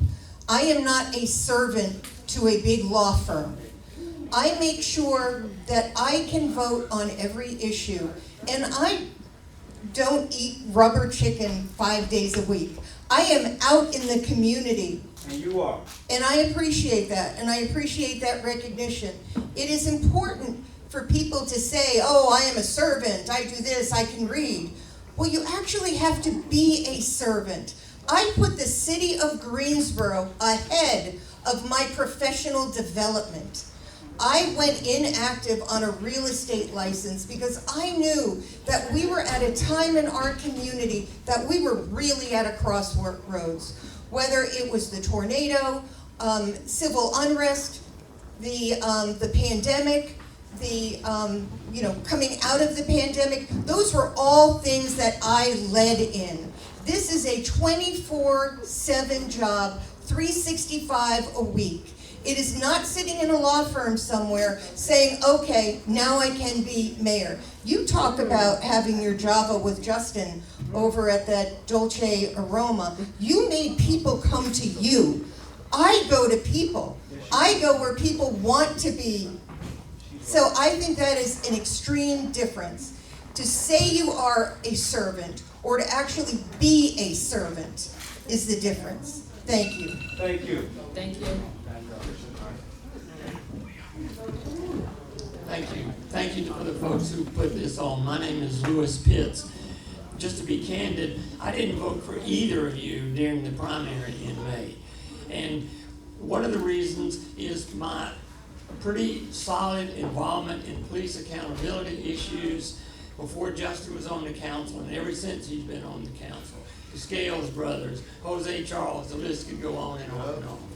And I know that back around 2016, when the body-worn cameras were subject to being released based on a city ordinance, not a state law, the people came together and created something called the People's Ordinance, which started with a presumption that body-worn camera footage got released. If anybody didn't want something shown, they had to prove it, the reverse. You two came up with something called the Outling-Vaughn proposal, which totally mimicked, I've got the newspaper articles and I was following it, the Republican passed Faircloth bill that is the horrible predecessor to the one we've got now. And Justin went around bragging about what a progressive, trend-setting, body-worn camera access ordinance he was supporting. My question, and I'm asking this to anybody that I get to vote for, is there a problem or a pattern of racist policing, including racist violence, in our department, such that you will insist that the finalist in the run for the new chief of police, will be told of this problem and ask what he or she will do to redress it? So a little more simply, is there a problem with racist policing, and are you going to say that publicly, including so that the candidates for chief will get the opportunity to say whether they have the courage and the ideas to address that? Thank you. Thank you. Mr. Outland, you want to answer that question? And Mayor Vaughn, you will have a chance to answer that.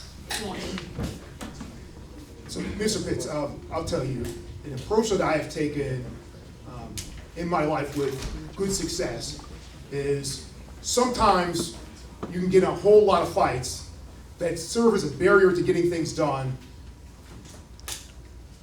talking about whether or not something is racist as opposed to looking at the actual results and focusing on structural change.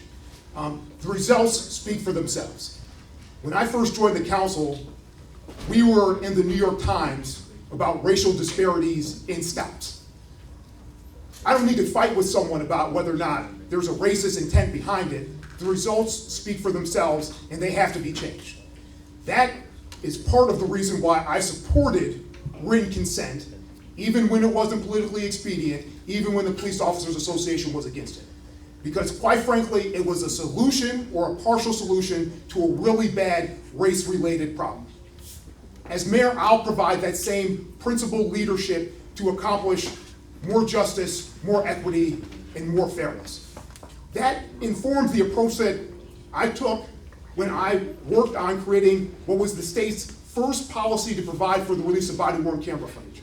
When I joined the city council, every city in North Carolina, including Greensboro, said they could not release any police video because of existing state law. Every city said it, including Greensboro. But I used my legal training, worked with members of the community to figure out a path that, granted, was very narrow, but resulted in the release of body-worn camera. And when a Greensboro police officer assaulted a black man on his mother's porch, we released the video. At the same time, Charlotte was not prepared, they were not proactive, they did not figure out a way to release body video under North Carolina law. They had an officer-involved shooting, they literally had protests and riots, which resulted in one person losing their life. And so, it's not something that was a perfect solution, but some progress was better than no progress. It resulted in the release of body-worn camera then, and ultimately at the end of the day, we're seeing more body-worn camera video than we have ever seen.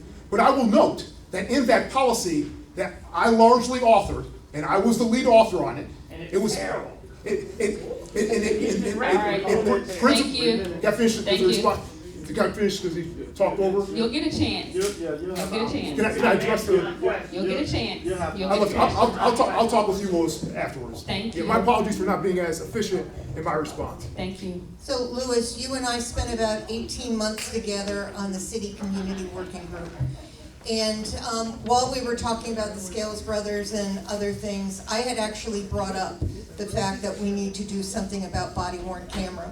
But at that point, there was the thought on the group to look more at a police review board than body-worn camera. When you brought your camera policy for us, the people's, I had a real concern about it, and I mentioned it a number of times, the fact that anybody could ask for any video.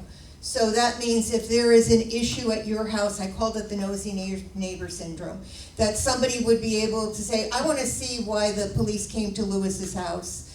And that meant that, according to yours, that it could be released. I felt that it should be, that they have to say why it should be released instead of the home owner has to say, please don't release it. We're seeing people in their worst moments. So I think you and I agreed a lot on body-worn camera, except for what triggers it. Is it the individual, or can the individual say no?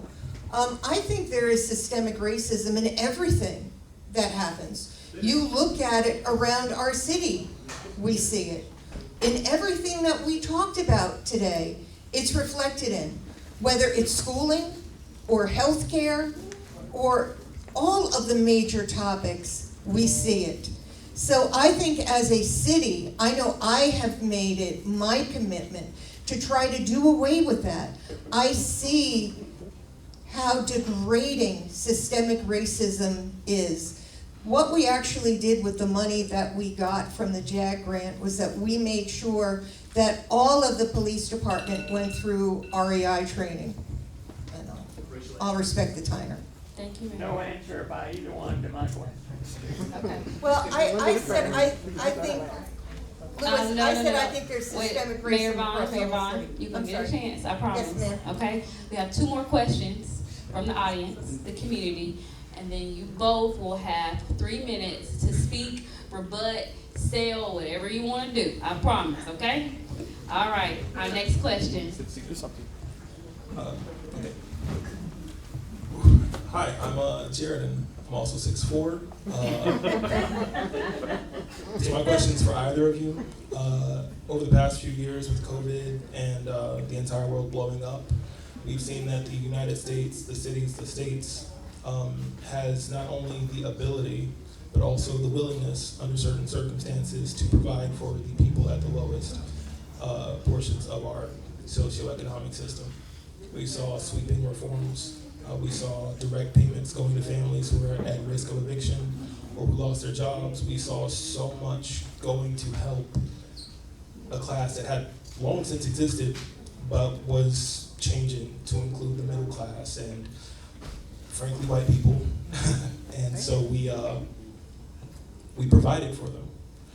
I'm wondering now that COVID's over, almost over, now that we move forward and we've found a better place to survive, how far are you willing to extend those protections? How far are you willing to protect the lowest economic states?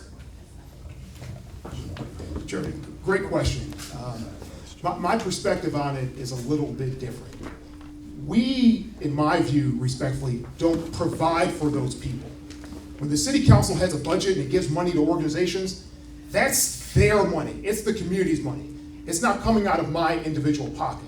And so it's really a matter of being effective in doing things with the power and influence of government that betters the entirety of our community, but lifts up those who are struggling the most economically. And I will continue and focus even more on helping to provide supports and opportunities with the resources that the community provides for its betterment. Not providing it to community, but really supporting, creating the opportunities within it. That includes doing things like I'm currently doing on the city council right now. As I mentioned, all of us are going to experience the largest tax increase in the city's history. That affects every single person. Whether you're a renter, whether you own a home, whether you're houseless, that affects it. And it's at a time in which we're going to be likely in an economic recession, inflation is out of control, and wages have been largely flat. And so I've been working with others on the city council to make sure that low-income persons don't pay any more in city taxes. Something that, again, it's not a matter of us providing to them, but it's us using government in a way that supports greater opportunity and is more fundamentally fair. Thank you, I appreciate your question. We really were fortunate that we got an awful lot of federal funding to help us through. We are having a housing blitz right now, which will finish up the ERAP, the Emergency Rental and Utility Assistance. All of those claims should be paid within the next 6 weeks. I know people waited a long time. I believe that we need to have a robust eviction diversion program. We have some of that in this past budget. It is also in the affordable housing bond. The best way we can do to keep somebody housed is to make sure that they don't get evicted, that we can help them with their utilities. So while we don't do a lot of things, the affordable housing bond certainly gives the tools to do a lot of things, whether it's to work with eviction diversion, to help people have their first-time home buyers assistance, for us to work with builders, nonprofit builders, for rent subsidies. Hopefully, one thing that we're working on, and yes, sometimes you have to work things, I'm not a dictator. I can't say this is gonna happen. But working with our multifamily builders to put a few units aside in every building that we can subsidize that through our affordable housing bond. I think it's very important. When you get out and vote on the 26th, please make sure you vote for the bonds. They're all very important. And that is what's going to help us focus. The affordable housing bond When you look at our 10-year housing study, it focuses on people in the 30 to 60% AMI. Those are the working poor. People who go out and they work 40 hours a week and then some, spending time away from their families, incurring transportation costs and childcare costs. We need to find a way to make sure that they can be in decent housing. Thank you. Our last question from the floor. Thank you all for your responses. Just want to say, Mayor Vaughn, that response to the body cam proposal that Mr. Lewis shared, that was not adequate at all. However, Mr. Allen, I cannot allow you today to reinvent yourself here in front of this crowd. If you talk to communities of color in this community, many of them will say that you have been the biggest opponent to policing accountability, whether it has been Jose Charles, the Scale Brothers, whether it has been Marcus Dion Smith, the list goes on and on and on. The same with MWBE or any type of progression that has tried to happen within this community. You were actually one of the first to be an opponent to cure violence, and now today you're almost as if you are Malcolm X in terms of talking about your question? Cure violence. Only you So can say the that. question is, Thank you. the question is, and thank you to my dear wife. The question is, it's election season, and since everybody is being heroic, the candidates are being heroic during this time, I think that it would be in our best interest. Would you consider, would both of you consider bringing back to the community and leading around 8 Can't Wait, providing a policy for us before the July 26th at the next council meeting, putting it on the agenda, making sure that the people get to see one last time where you all stand on that issue? Yeah. To be clear, absolutely yes. I've been saying it for months. I said it this past Sunday. Absolutely yes. Those are reforms that need to happen and the city council must vote on. Even if we assumed that the police adopted the policies, which they did not. And I encourage you to actually take the 15 minutes and read the policies. They did not adopt them. If it's a police adopted policy, they can change it whenever they want for whatever reason they want without any notice. So it's really important that the city council actually vote on those things. With the kind of lead up statement to your question, I respectfully disagree. And my record is very, very, very clear. Whether it's on proactively adopting a policy to prohibit racial and other profiling when other communities were not doing it, and well before many people started paying attention to the issue after the horrific murder of George Floyd, whether it's in connection with the officer who assaulted and battered Dewan Yoursay, in which I led the council in taking the unprecedented action of going after the credentials of that officer so that he could never be employed by any police department in the city, or in the state rather, of North Carolina. Or it's really fighting hard in a situation in which a young black boy was stopped on the Greenway where, quite frankly, if he were white, he would not have been stopped. And going to bat for that issue. And I will tell you, respectfully, those who pay close attention to those issues know exactly where I sit. And as I've shared with some in private and a few people in public, the Police Officers Association knows where I stand. And they supported me before some of these things that I fought on, and then after, they didn't support me because they didn't like that I was fighting for accountability. And they knew that I would not be a rubber stamp for anyone. And so respectfully, I encourage you and others to go to voteoutling.com, look at the accomplishments tags where you can look at the citations, and I will tell you right now, as I've said for many months unequivocally, the council should vote on 8 Can't Wait. I would vote in support of each of the proposals. Thank you. Thank you, CJ. I appreciate the question. Our next council meeting, I think, is July 19th. And, at any time, it could have been put on the agenda. If Mr. Outling agrees, I'll agree. I'm happy to put them on the agenda because I did the work to make sure that our police department was conforming to what the spirit of the 8 Can't Wait is. So we've already got it done. So I'll be happy to bring that forward. I do want to say it is interesting that Mr. Outling talks about all the things that he's done. I've done this, I've done that, I've done that. But on the other hand, I can't do anything because I'm not mayor. You can't have it both ways. You are either out there doing things or you can do nothing because you're not mayor. So, you know, there are lots of council members on the city council who have made significant changes, and it's because they know how to bring it to the forefront. So I'll be happy to follow up on that for our next meeting. And I'd also like to talk to you about the body-worn camera, because that, again, gets pretty wonky. And can I make one clarification? Faircloth, we didn't follow what Faircloth actually put through a very different bill. He put through a very different bill, and then it was actually Representative Brawley who absolutely gutted it. And then what happened in the last the omnibus bill has gutted it even more, has made it harder. And most, our police chief, our former police chief, the Greensboro Police Officers Association, the Police Benevolent Association, they all want the videos out quicker. All right. Thank you all for your very, very thoughtful questions to both of these candidates. At this time, as promised, I'm going to give each of you 3 minutes to express whatever it is you want to express. You can answer questions that you might not have answered from these community members who, you know, were still feeling like they didn't get a direct answer. You can use this opportunity to do that.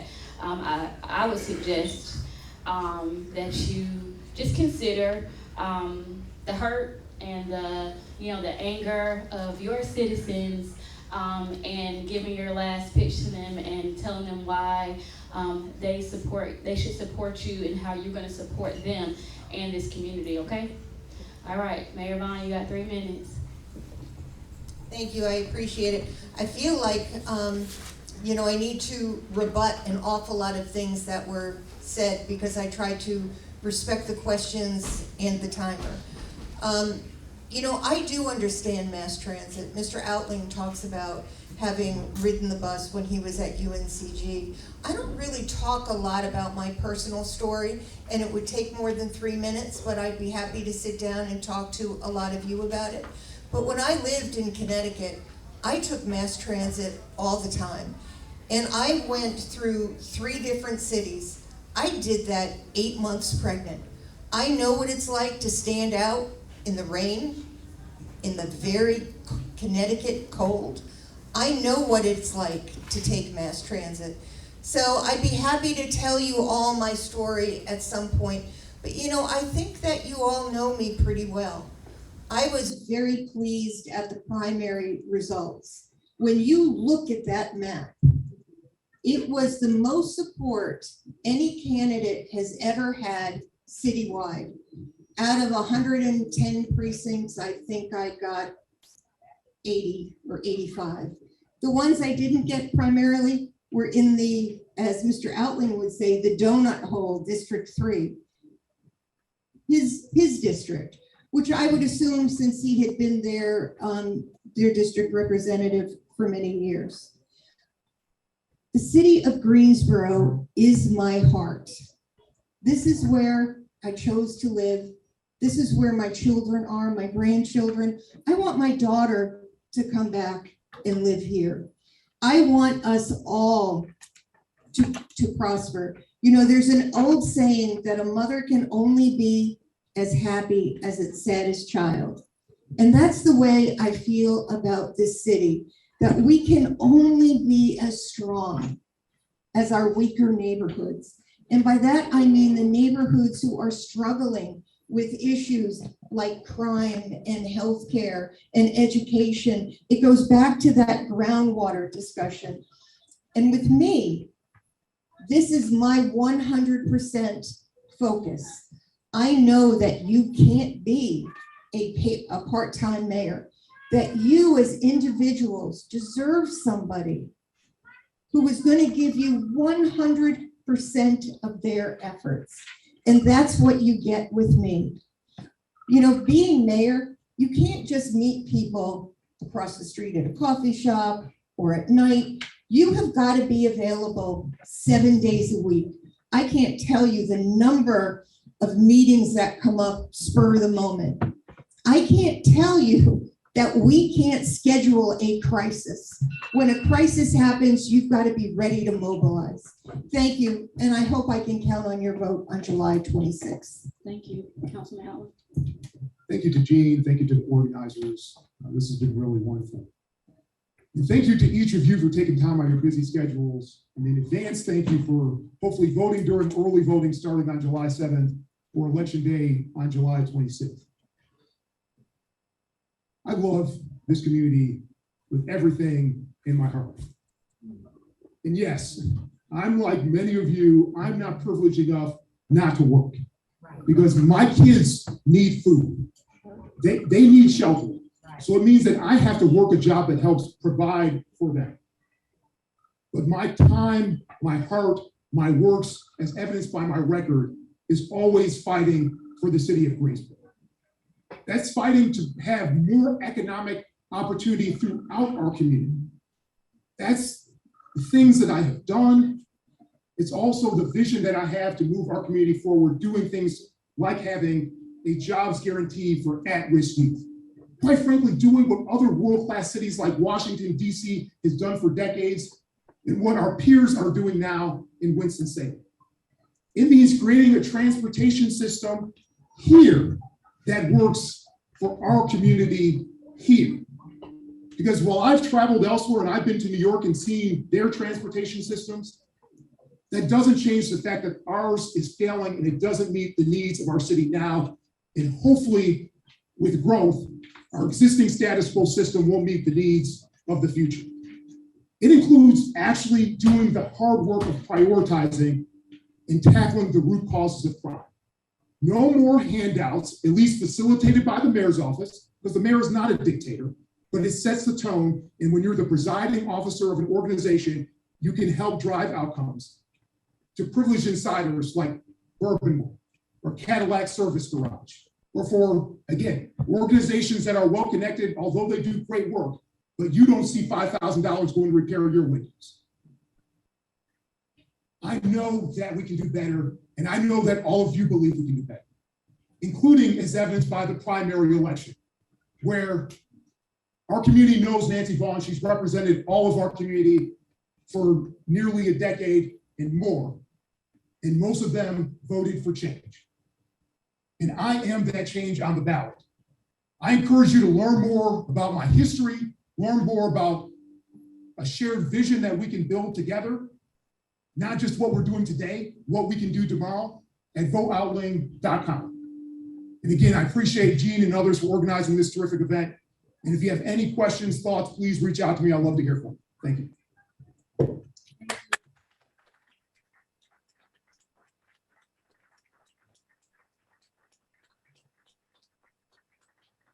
I just want to take the time to thank you both for coming. Thank you both for facing these questions and facing your community head on. You know, people are voting real soon, so I just appreciate y'all taking the time to come and work through this process with us, and I hope that everyone found it fruitful and we're moving forward. All right, thank y'all so much. Okay, I guess I'm gonna turn it back over to CJ to dismiss us in his very own special way. Thank you. Oh, I'm sorry. Y'all, please give a round of applause for Brother David, who is my right-hand man.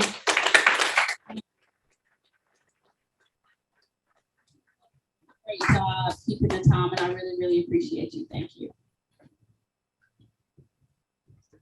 Let the church say amen. Let's give the candidates another round of applause. Got to dispel some myths with Justin. If it had got it out that I didn't like Justin, that's a lie. Justin and I really like each other. We just don't agree on a lot. So hopefully we get some beer or something when we close out of here one day. But anyway, thank you all once again for coming. I think what we set out to do has been achieved.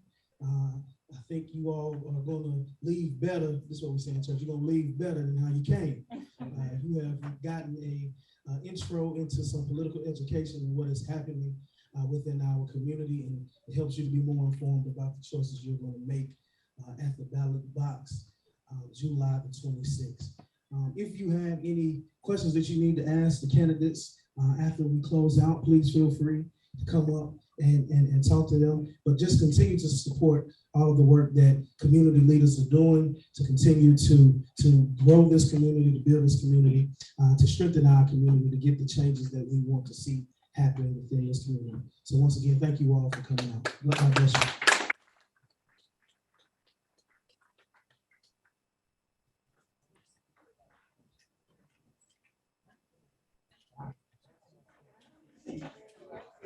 Thank